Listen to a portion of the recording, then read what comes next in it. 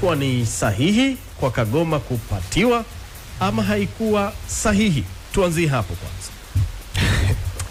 Kwanza baada ya mechi, kabla ya mechi kumalizika, baada ya lile tukio, mashabiki wengi wa Simba walikuwa wanamshambulia mwamuzi Dane. Lakini mimi niseme ukweli, mashabiki wa Simba wameamua kujifariji kwa mwamuzi baada ya kupoteza kombe.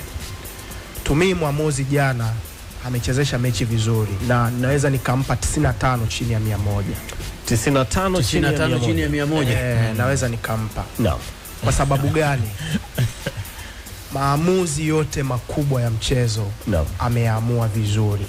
Okay, sawa. Maamuzi makubwa. Najua utayataja hayo maamuzi.